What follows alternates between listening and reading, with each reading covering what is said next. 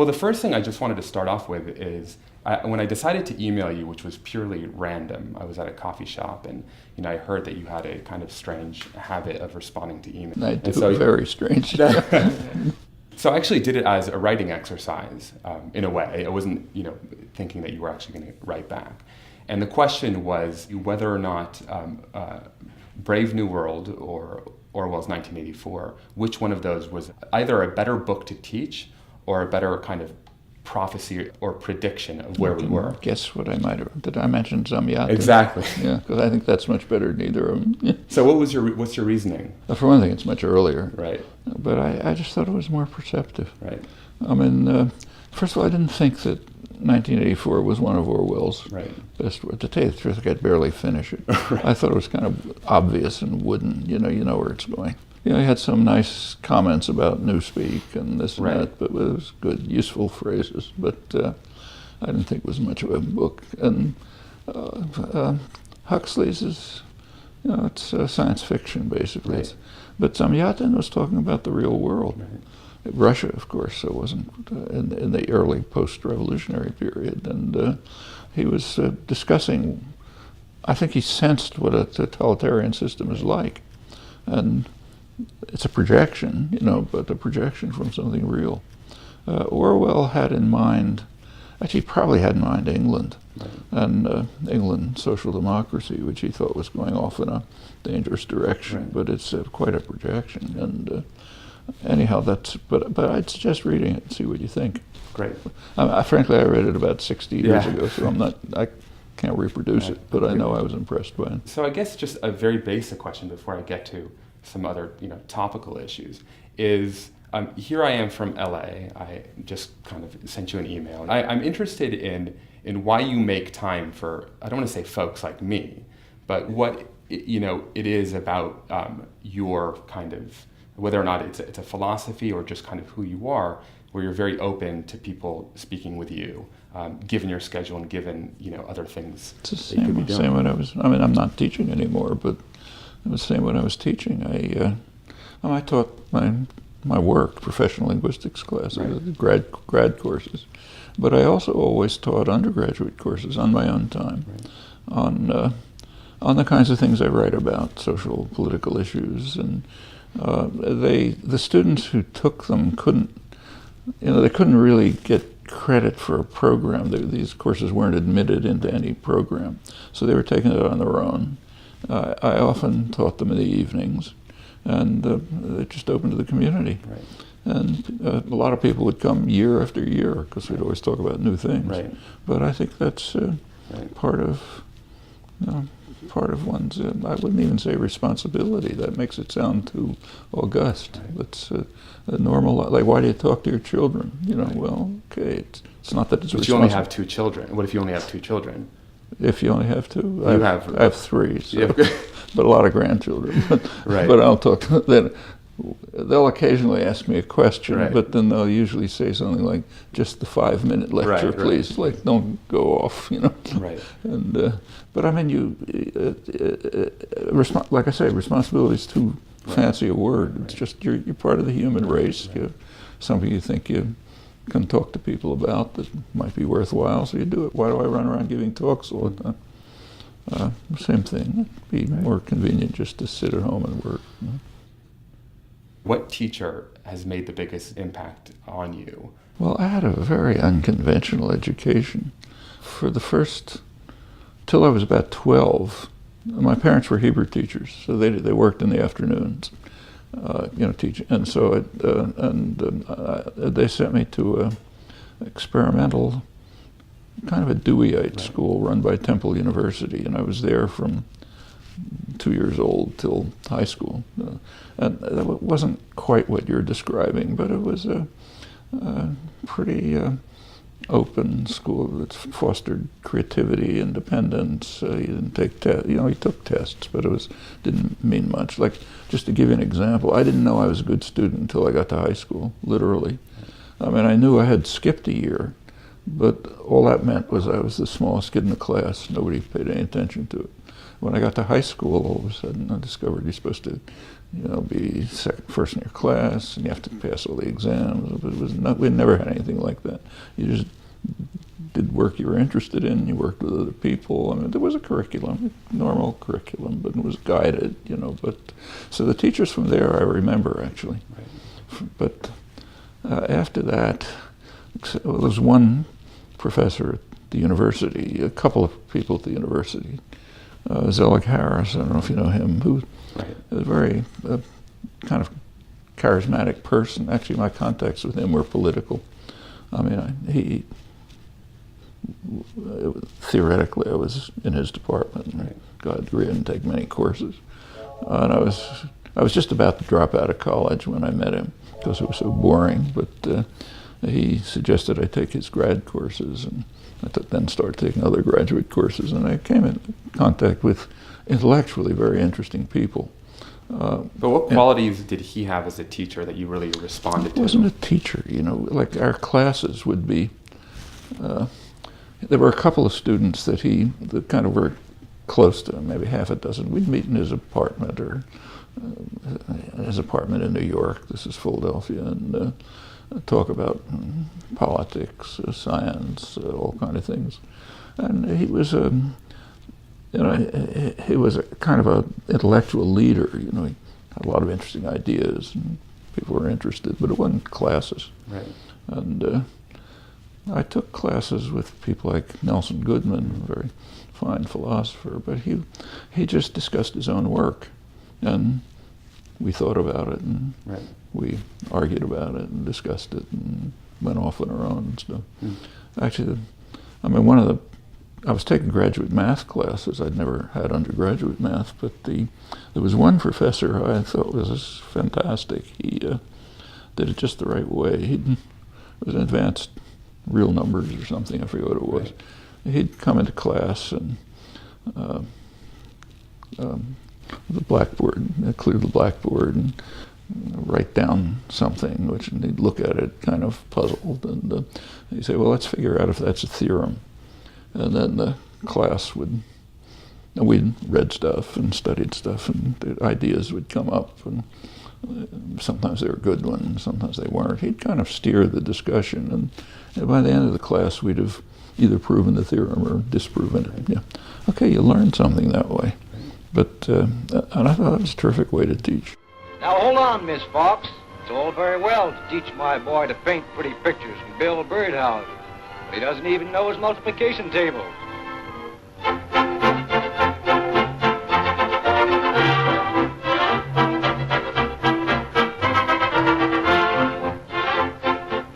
For generations, U.S. youngsters went to school because they had to. And most communities boasted but one room and a single teacher with which to educate their entire and assorted progeny. Good morning, children. Good morning. The Lord is my shepherd. I shall not want. Happiest moment for the school children of that sterner era was when school let out. But for some youngsters, staying after school seemed almost unavoidable.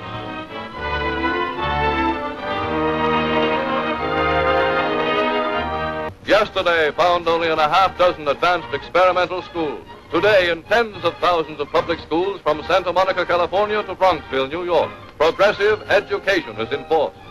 Learning by doing, learning about practical everyday problems, that knowledge gained during an actual experience is best understood and longest retained.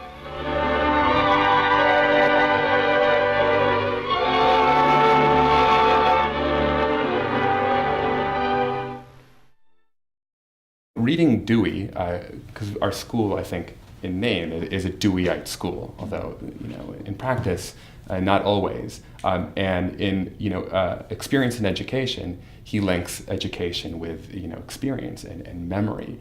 So does it surprise you that you recall so much more from your educational experiences that involved experience, and you didn't? No, because it was exciting and you were doing things you were interested in. I mean, look, every one of us knows if we got through college, you can take a course and you're not interested in it, and you have to pass an exam, you don't care one way or another, and you memorize what you have to memorize, and you get an A in the exam, and a week later you can't even remember what the course was about. Right. In fact, there's an image in the Enlightenment. There's two competing images during the Enlightenment about education. One of them is education is like pouring water into a vessel, which happens to be a very leaky vessel. Right. That's the take exam and forget what it was case. The other is comes actually from the guy who was the founder of the modern higher education system, Wilhelm von Humboldt, great humanist. He said education is like laying out a string along which the student progresses, and students progress in their own ways. But you've got the string. In other words, there's a structure to what the student is being introduced into. It's not like any random thing. But then they explore it and create in their own ways. But when you get to a place like MIT, Science University, it's almost second nature. Like the famous physicist here, who's a world-famous physicist, was teaching his freshman courses. He was famous for saying that if students asked him, what are we going to cover this semester, he'd say, it really doesn't matter. It matters what you discover. And I cannot move any further back, so there's no cheat here. I'm going to release it right from my chin here. You realize, as you have just seen,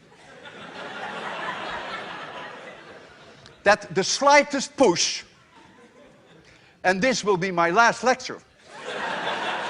I'm going to close my eyes. I don't want to see it. And I'm going to count down from 3 to 0.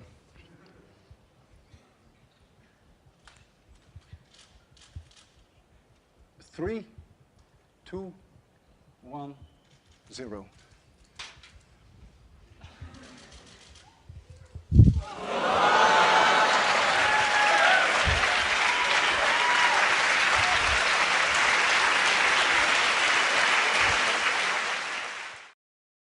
I'm Noam Chomsky. I'm on the faculty at MIT, and I've been getting more and more heavily involved in anti-war activities for the last few years. When was the first time that you ever expressed dissent in a classroom setting, like in a formal school setting where you didn't just kind of internalize your frustration, you actually said something? Well, I remember, like in the history courses, in the Latin course, I studied Latin, but in the history course we were being taught stuff that I thought was off the wall. This is in high school? High school, right. Yeah. I mean, in elementary school you just talk, right. But so I said some things, but it was obvious you just couldn't, there was no point, you couldn't, it was like talking to the wall, that you couldn't penetrate too much, so I've never bothered. I did it outside of class. We were all radicals outside of class, but never talked in class. You mentioned that informal schooling had a huge impact on you, and this is both your experiences in New York, visiting these bookstores as a youngster. This is kind of the accidental nature of your own career.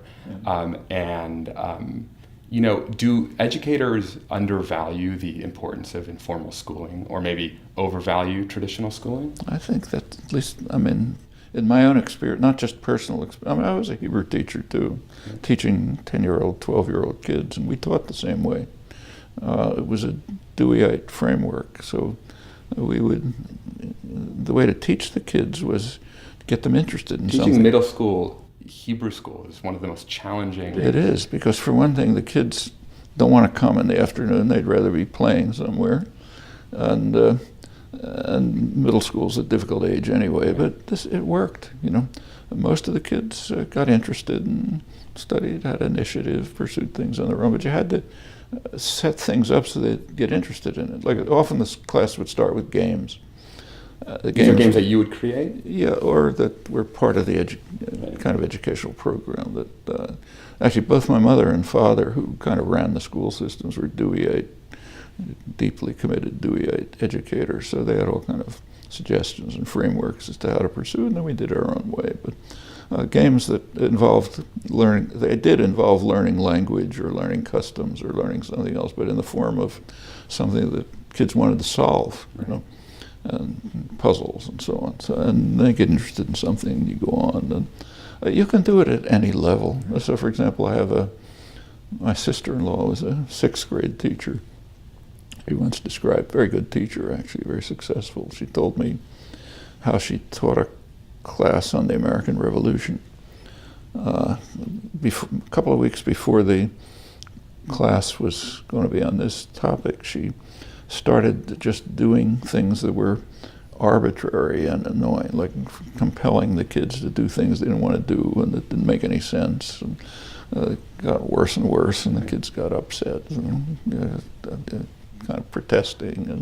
And finally, when it got to the point where they were going to be an uprising in the classroom, she turned to the American Revolution, and they were all ready for it. They'd figured out what it's about. Right, right. Okay, that's something that kids will remember, I think. While it's true that our genetic program rigidly constrains us, I think the more important point is that the existence of that rigid constraint is what provides the basis for our freedom and creativity. And the reason... What you mean, it's only because we're pre-programmed that we can do all the things we can do. Exactly. The point is that if we really were plastic organisms without an extensive pre-programming, then the state that our mind achieves would in fact be a reflection of the environment, which means it would be extraordinarily impoverished. Fortunately for us, we're rigidly pre-programmed with extremely rich systems that are part of our biological endowment. I want to just ask you about structure and creativity. So what I found most interesting about your work on language is that you correlated, creativity and the kind of infinite potential of language, with the fact that it's restricted. And I think you said it's precisely those characteristics of language that make it an effective instrument for free thought and expression seem to have their origins in this innately determined structure. So I'm just wondering what this apparent paradox, structure promoting creativity, suggests about the nature of creative thought, because it's normally associated, maybe that's a misperception, with an absence of structure. I mean, that's what creativity is. So, and how does that reflect itself in the classroom? That's true, that's commonly thought, but it can't possibly be true. I mean, it's like, take, say, the growth of an organism, say an amoeba or a human being. A human being has a lot of complex capacities and characteristics, even a complex internal structure, like the way your digestive system works and so on. And it can do a lot of things. But that's because we're designed within a framework that allows certain options and blocks others. Suppose that the genetic endowment said, become anything. Okay, so arbitrarily, you'd end up some lump of something or other with no capacities and no ability to do anything. It's the same with the arts. So this was understood in classical aesthetics. So if you read the aesthetic theories of the 17th, 18th century, they understood that creativity presupposes a set of rules, forms and rules. If you can challenge the rules, and it can be one form of creativity is challenging the rules. If you have no structure and no rules at all, it's like tossing paint at the wall. Right. It's not a creative act. Right. This is the value of dissonance. Well, there's got to be some structure that provides you with capacities. Right. If you don't have internal structure, this is for growth and development, but the same for, say, creative activity is. So what kind of structures support creativity and what kind of structures inhibit creativity? Structures that support it are, take, say, writing a sonnet. There are rules for a sonnet. Okay, that framework of rules enables people to do really creative work. You read classical sonnets. If you had no rules at all, then I could write poetry. I can't. And the structure that's there has to be, or take, say, a painting. Here too, it's been studied in the history of art by Meyer Shapiro and others. A painting is in a frame. Well, that alone imposes structure. Right. It's on a flat surface. Okay, that requires you to invent perspective. and a long time before people understood it, and how to make it look like a gown is flowing. And all. Okay, that frame itself, just that simple, even that simple frame, already sets the conditions under which you can carry out creative acts. In the loneliness of my life, my father dead, my brother dead, my mother far away, my sister and my wife far away. Nothing here but my own tragic hands that once were guarded by a world, a sweet attention, that now are left. Let's take like Jack Kerouac on the road. That's somehow less creative than like a Faulkner, because he had no rules. He was just emoting. He might thought he had no rules, but if you look, he did. It's pretty structured, and otherwise it's just been random sentences coming out. And it was nothing like that. It's hard to follow the book anyway. Well, I don't think it's random. Right. It's not, free association. Right. Right. And if it was, it would be of no interest. Right. You know? And there's development and plot and so on. I mean, even concepts like plot and development are an aesthetic framework. Right.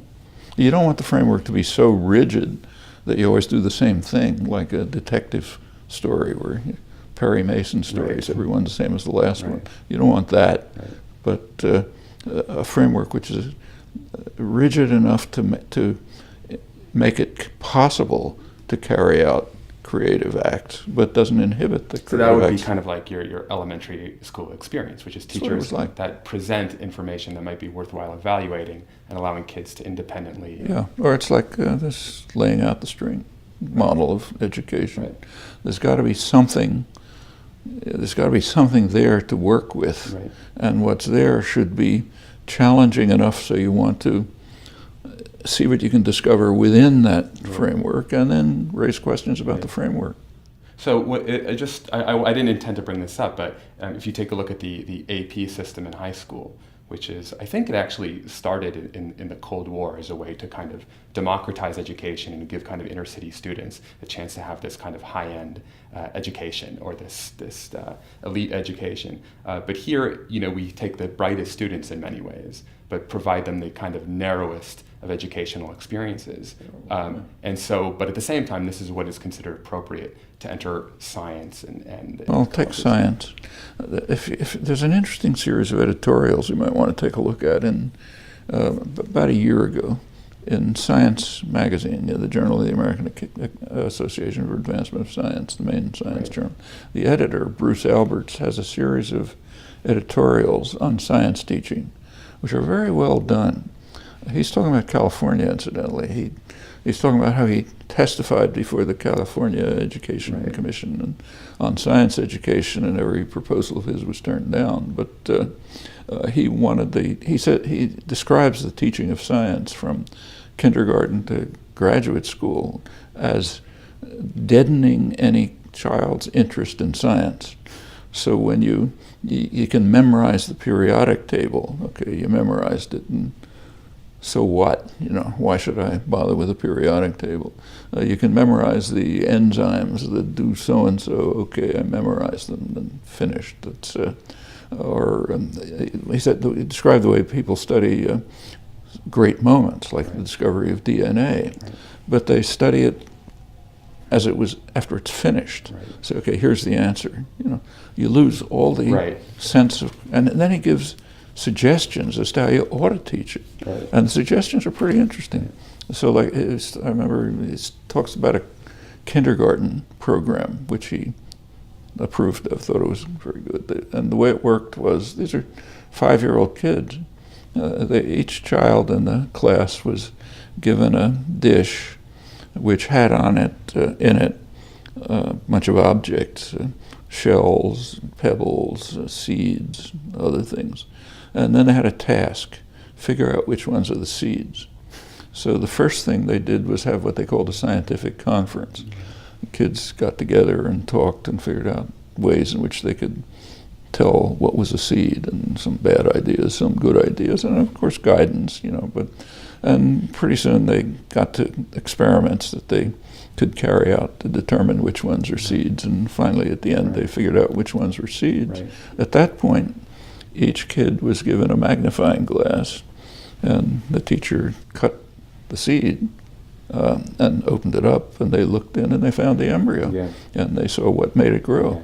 These kids learned something. Look, like some of our top students are the ones least able to take their knowledge and apply it in new situations. And actually, they frequently like laugh at themselves. They call themselves lab rats, because whenever we present something that didn't show up the day before, either in class or wasn't spelled out in the form of instruction, they have a ton of anxiety. And I'm wondering, we rank number 17 in the world in education. A recent study say that students in Latvia, Chile, and Brazil are making gains in academics 3 times faster than American students. We're 25th in math, but our per pupil spending and the amount of money people spend on college counseling and everything that's surrounding kind of, the test-taking culture, we're number 1. Is that because the way we're educating kids? And these exams, I think, actually are better reflections of what kids know than the SATs. I think it's called the PISA exam. Well, that whole teaching to test business is disastrous. Like, for example, in our admissions here, we have pretty high admission. You have to have high admission standards in a place like that, because the number of applicants, all of whom are pretty advanced, is way beyond the number you can take. But we almost never paid attention to the graduate, the SAT type things, or even to grades. If a kid comes along and got all A's, he's probably too boring to bother with. If we ask a middle school English teacher, 7th or 8th grade, or maybe a 9th grade world literature teacher, that we feel it's her responsibility, but say she embraces her responsibility of taking students with a various level of literacy. So you have a kid who doesn't speak English very well at all, and a kid who's ready to read,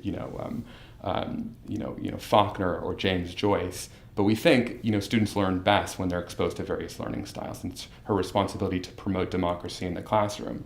So I'm wondering whether or not, and I don't mean this as like an extreme hypothetical, whether, MIT professor who teaches, let's say, molecular physics should also be responsible for teaching kids who haven't taken, say, basic pre-calculus, or whether or not at that level it's already selected out in the kids that are in that class. By the time you're at MIT, it's pre-selected. But you have another life.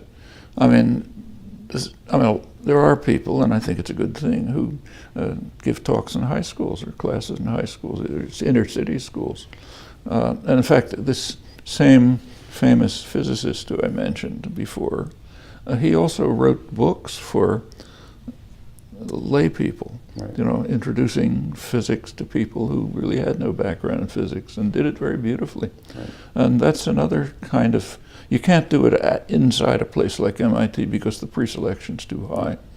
But you have, you're a human being. You have other things you can do with your life.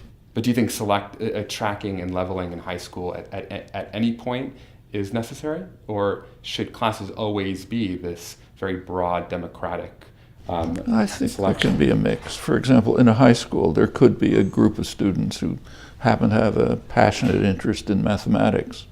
Okay, they should have a right to be able to be in a class which is really pushing interesting questions in mathematics that other students aren't interested in. That nothing wrong with that. What shouldn't be done is what I could see with my own children. We were in a mostly professional suburb with so-called good schools and so on. By the time my kids were in 3rd grade, they were ranking the other kids in the class as smart and dumb. The smart ones were being tracked into the higher track, and the dumb ones were being into the lower track. And but they're 3rd graders. Why even have that concept in your head? Well, look, I have a few questions, but your Bev has been very patient and is giving me the hook. But I wanted to thank you so much for taking the time, and you're an inspiration, really, and I really appreciate it. And I hope to talk to you sometime soon and hear more about what you're doing. And good. Thank you. Hope we have a chance. Okay. Thank you so much.